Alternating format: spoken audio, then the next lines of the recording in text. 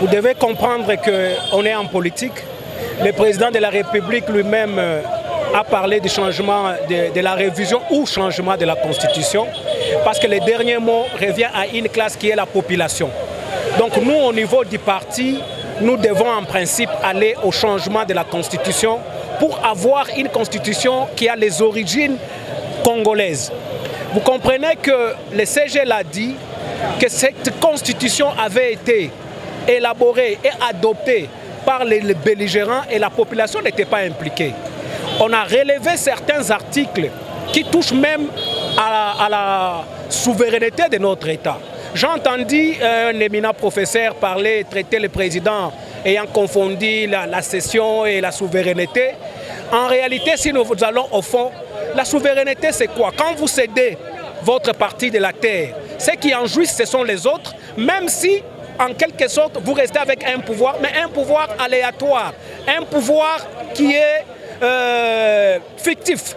Vous comprenez? C'est que nous disons aujourd'hui, tout membre de l'IDPS, tout Congolais responsable qui aime son pays doit se tenir debout pour que nous ayons aujourd'hui notre propre constitution.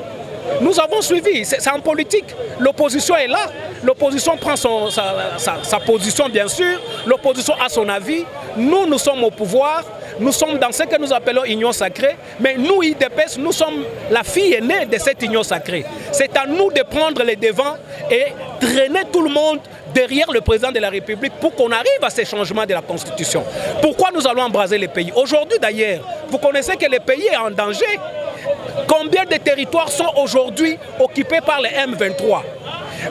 Ça va nous amener à quoi? À aller dans les négociations. Le Rwanda réclame sa souveraineté sur certaines parties, sur certains territoires de notre pays.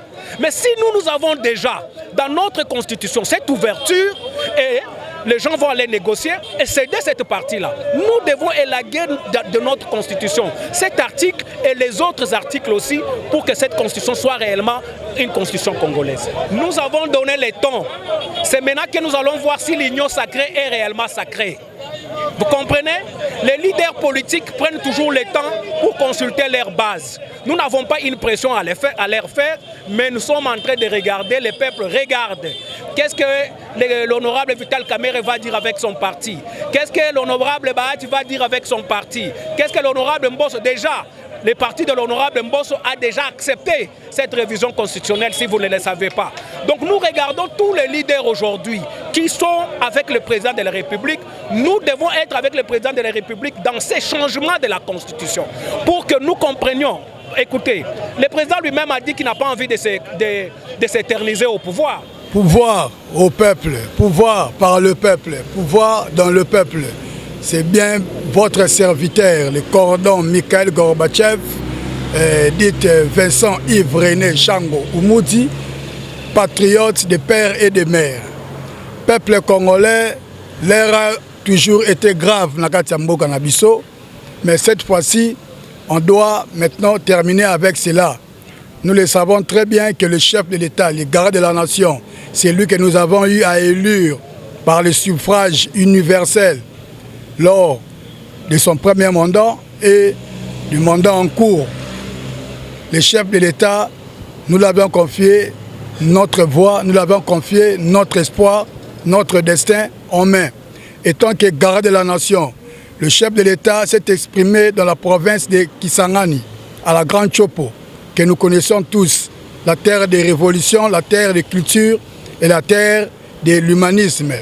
Le chef de l'État avait lancé le message pour dire que la Constitution doit être revue. Pourquoi la Constitution doit être revue?